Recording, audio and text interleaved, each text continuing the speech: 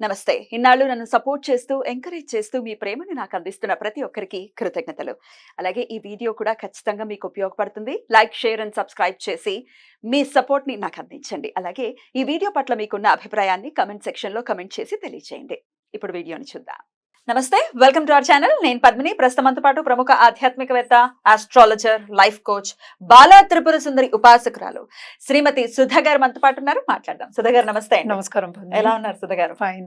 దశల గురించి ఎవరెవరికి ఏ ఏ దశలు అనేది వాళ్ళ నక్షత్రాలని బేస్ చేసుకుని ఆయా దశలు నడుస్తూ ఉంటాయి. అయితే దశలు యోగిస్తాయా యోగించవా అనేది చాలా సవివరంగా తెలియజేస్తూ ఉన్నారు. అవును. ఆల్రెడీ సూర్య మహర్దశ గురించి ఆల్రెడీ మాట్లాడుకున్నాం. ఇక చంద్ర మహర్దశ 10 ఏళ్ళు 10 ఏళ్ళు బిగ్ డీలే 10 years అంటే లైఫ్ లో చూసాము అంటే ఇది నేను ఇందాక ప్రీవియస్ వీడియోలో చెప్పినట్టు అది బైఫర్కేషన్ ఆఫ్ టైం అంతే.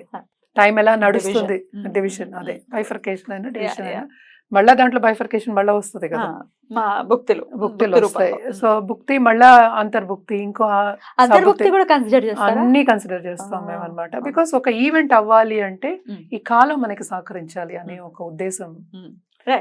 మరి చంద్ర మహర్దశ 10 ఏళ్ళు ఉండేటటువంటి ఈ చంద్ర మహర్దశ ఎట్లా ఉంటుంది? ఎవరికైనా వచ్చినట్టయితే చంద్ర మహర్దశ ఎట్లాంటి జాగ్రత్తలు, ఎటువంటి విధి విధానాలని పాటించాల్సి ఉంటుంది ఈ పర్టికులర్ 10 years లో? తప్పక అది చాలా బాగుంటుంది. బేసిక్ గా చంద్రమహాదశ అంటేనే మన చంద్రుడు అంటేనే మనం అంటూ ఉంటాం కదా, చల్లని చూపు అంటే చాలా సౌమ్యంగా ఉంటారు. అది ఫస్ట్. అదే మార్స్ దశ వచ్చిందంటే అగ్రెసివ్ గా ఉంటారు. సో మనం ఎప్పుడైనా గ్రిప్ ఆఫ్ ప్లానెటరీ ఎనర్జీస్ లో ఉంటాం అనమాట. అది టైం పట్టి, అదే భుక్తి పట్టి, వాళ్ళ టైం పట్టి ఎలా నడుస్తుందో దాన్ని బట్టి. ఇది మనసుకు కూడా కారకుడు, అలాగే తల్లిని కూడా చెప్పుకుంటూ ఉంటాం. సో తల్లికి బాగుంటుంది ఫస్ట్, చాలా బాగుంటుంది. ఎందుకంటే మూన్ మంచి పొజిషన్లో ఉంటే కనుక అన్నీ ఇస్తాడు. ఫస్ట్ ఇచ్చేది ఏంటి? ఆర్ట్లు ఇస్తాడు. అంటే ఏంటి? రూపం కూడా ఇస్తాడు, అందంగా బ్యూటీ ఇస్తాడు, సౌమ్యత ఇస్తాడు. ముఖ్యమైనది మనకి సనాతన ధర్మం కానీ హిందూ రిలీజన్ చూసామంటే ఎస్పెషలీ లేడీస్ కానీ ఇప్పుడు మెన్కి కూడా చెప్తూ ఉంటాం, పేషెన్స్ అనేది ఉండాలి, సౌమ్యత ఉండాలి. అంటే ఏంటి? ఎక్కడ ఎలా మాట్లాడాలి అనేది వెరీ ఇంపార్టెంట్ కదా. సో స్పీచ్కి కూడా కారకుడు మనం చెప్తూ ఉంటాం. సెకండ్ హౌస్ కింద వచ్చిందంటే, సపోజ్ సెకండ్ హౌస్లో ఉంది అంటే చాలా తీగా మాట్లాడతారు, తీగా మాట్లాడి పనులు చేయించుకుంటారు అని చెప్పచ్చు అనమాట. On the flip side there are certain, అంటే ఏంటంటే కొన్ని ఇబ్బందులు అనేది పెడతాడనమాట. అంటే ఏంటి? మనం మనసుకు కారకుడు అని చెప్పాం. మెంటల్ డిస్టర్బెన్సెస్ అది దేనికైనా అవ్వచ్చు. నేను ఇందాక నుంచి చెప్పేది అదే అనమాట. భుక్తి వచ్చింది అంటే దానికి తోడు ఇప్పుడు మూన్ మార్స్ వచ్చిందంటే అటు అగ్రెసివ్గా ఉండలేరు, అటేమో సౌమ్యంగా ఉండలేరు అన్నట్టు ఉంటుంది. ఆ బ్యాలెన్సింగ్ యాక్ట్ అనేది కొంచెం ప్రాబ్లం అవుతుంది. అలాగే మూన్ వీనస్ చాలా బాగుంటుంది. ఆర్ట్కి ఇంకేం కావాలి? పైకి తీసుకెళ్ళిపోతుంది.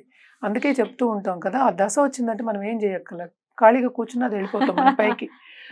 అంటే పైకి వెళ్తాం ఇన్ ద సెన్స్ అంటే మనం చేసే పనులు పైకి వెళ్తారు. సో ఒక్కొక్కళ్ళు ఒక్కొక్క కోరికతోనే పుడతాం యాక్చువల్గాను. సో ఆ టైం వచ్చినప్పుడే మనం పైకి వెళ్ళడం, కిందకి వెళ్ళడం అనేది జరుగుతుంది. ఎత్తు తగులు అనేది అప్పుడు జరుగుతాయి. సో ఇప్పుడు మూన్ దశ వచ్చిందంటే తప్పక డబ్బు రూపేణ కూడా ఇస్తాడు. అంటే అన్నీ ఇవ్వాలి కదా, మరి కంఫర్ట్స్ ఇవ్వాలి. కంఫర్ట్స్ ఇవ్వాలంటే ఏం చేయాలి? అటు మనకి ధార్మికంగా కూడా చూసుకోవాలి, స్పిరిచువల్ గ్రోత్ అనేది ఉంటుంది. అండ్ ఆల్సో కుటుంబ పరంగా యాజ్ అ కుటుంబం పైకి వచ్చే ఛాన్సెస్ ఎక్కువ ఉంటాయి. పిల్లలకి కూడా బాగుంటుంది. ఎందుకంటే తల్లి కానీ లేకపోతే తండ్రి కానీ చూసుకుంటారు, ఇంకా పైకి తీసుకొస్తారు అనే ఒక ఒపీనియన్ వాళ్ళకి వస్తుంది. ఇంట్లో కూడా ఏంటంటే డిస్కంఫర్ట్ చాలా తక్కువ ఉంటుంది, కంఫర్టబుల్ లైఫ్ అనేది ఉంటుంది అనమాట.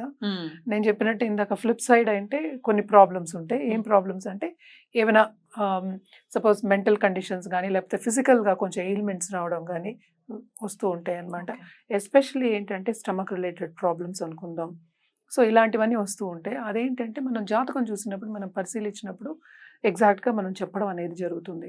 నేను ఇందాక చెప్పినట్టు మూన్ వీనస్ వస్తే చాలా బాగుంటుంది, అలాగే వీనస్ మూన్ కూడా చాలా బాగుంటుంది. మార్స్ వీనస్ వస్తే మళ్ళీ మూన్ సాటర్న్ వచ్చింది అనుకో కొన్ని ప్రాబ్లమ్స్ వస్తాయి. అంటే ఏంటి? ఎందుకని సాటర్న్ అంత మూన్ సాటర్న్ ఏదైనా కాంబినేషన్ వచ్చినప్పుడు, సాటర్న్ వచ్చినప్పుడు ఎందుకంటే డిసిప్లిన్గా ఉండాలి కదా అన్న ఒక ఒపీనియన్ ఉంటుంది సాటర్న్కి. అంతే కదా.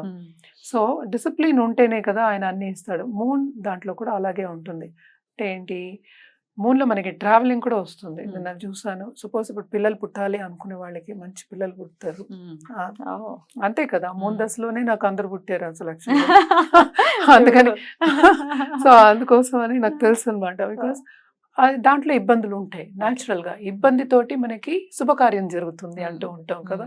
అది శుభం అవ్వచ్చు, అశుభం అవ్వచ్చు, డిపెండింగ్ ఆన్ ద ఎక్కడ ఉంది placement of the moon main కదా అసలు. మనకి జాతకం మొత్తం ఫస్ట్ చూసేది మూనే చూస్తాం. రాసే కదా మరి మెయిన్ రాసి చూస్తాం. అండ్ ఆల్సో ఎలా ఉంది అనేది Correct. చూడాలి కదా. కరెక్ట్. అది 3-6-11 పొజిషన్ లో ఉంటే అంత బాగుండదని చెప్పుకుంటూ ఉంటాం. ఓకే.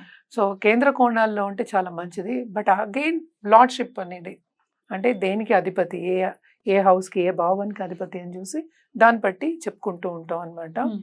సో అలాగే మనం చూసామంటే మూన్ జూపిటర్ వస్తే గజకేసరి యోగం అంటాము. మామూలుగా అది మరి వస్తుందా అండి? ఇప్పుడు లేదు మనకి గజకేసరి జాతకంలో.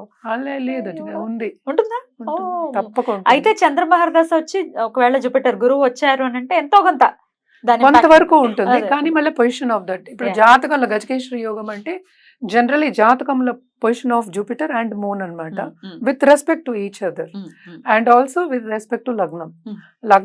లగ్నాధిపతి నుంచి ఎక్కడున్నాడు, లేకపోతే లగ్నం నుంచి ఎక్కడున్నాడు, ఎలా హౌ ఈస్ బిహేవింగ్ అనేది. ఐ ఆల్వేస్ సే హౌస్ లో ఉన్నారు అనేది డైలాగ్స్. ఇప్పుడు మనం ఒక మూవీ ఉంది కదా, ఒక మూవీలో డైలాగ్స్ లేకుండా సైలెంట్ గా ఎలా చూస్తాం మనం? చూడలేము కదా, ఏమీ అర్థం కాదు. So how they are expecting each other and from where it is position, దాన్ని బట్టి మనకి డైలాగ్ అనేది వస్తుంది. డైలాగ్ అంటే ఏంటి, ఎలాగ వాళ్ళు మాట్లాడుకుంటున్నారు, ఎలా వాళ్ళు బిహేవ్ చేస్తున్నారు. సో ఈ డైలాగ్స్ ని మనం డీకోడ్ చేసినప్పుడే మనం కరెక్ట్ గా ఒక ఈవెంట్ అవుతుందా లేదా అని చెప్పగలం అన్నమాట. సో ఇది చాలా ఏంటంటే నేను ఇందాక చెప్పినట్టు సబ్దశ అనేది వెరీ వెరీ ఇంపార్టెంట్. ఎందుకంటే ఒక్క గ్రహంతో మనం ఏమి చేయలేము. ఇది 10 years ఉంటుంది. దీనికి మళ్ళీ రెమెడియల్ మెషర్స్ తప్పక చేయవలసి వస్తుంది. ఎందుకంటే లాంగ్ టర్మ్ లో మనం చూసామంటే మూన్ దశ అయిన తర్వాత మనకి కుజదశ మొదలవుతుంది. కుజదశ వచ్చిందంటే ఇప్పుడు మూన్ లో ఉన్న సౌమ్యత అంతా పోయి, కామ్గా ఉన్నదంతా పోయి, పేషెన్స్ అంతా అగ్రెషన్ తప్పక వస్తుంది. గ్రిప్ లో ఉంటుంది అండ్ ఫుల్ బ్లడ్ బాయిల్ అయినట్టు అట్లా అవుతుంది అనమాట. అవాక్ అవుతారు జనాలు. ఇది అప్పుడు అంత సౌమ్యంగా ఉన్నవాడు వీడియో ఇలా సడన్ గా మాట్లాడుతున్నాడు. అది సిచ్యువేషన్స్ బట్టి కదా, సిచ్యువేషన్స్ బట్టి వస్తూ ఉంటుంది. అండ్ ఆల్సో వీళ్ళకి ఫ్రెండ్స్ కూడా చాలా మంది ఉంటారు. మూన్ వాళ్ళు నేను చాలా మంది చూసాను. చాలా మంది ఫ్రెండ్స్ ఉంటారు, చక్కగా మాట్లాడతారు కదా. మరి ఒకరికి హెల్ప్ చేయాలి, హెల్పింగ్ నేచర్ ఉంటుంది. కొంతమందికి ఏంటంటే అడ్వైస్ ఇచ్చే నేచర్ కూడా ఉంటుంది కదా. సో చాలా బాగుంటుంది యాక్చువల్గా మూన్ దశ. బట్ పరిహారాలు చేయాలి అంటే తప్పక నవగ్రహాలు చేయాలి. అండ్ ఆల్సో మనం ఎప్పుడే మూన్కి చెప్పేది ఏంటంటే సోమవారం శివుడికి చేయాలని చెప్తాం.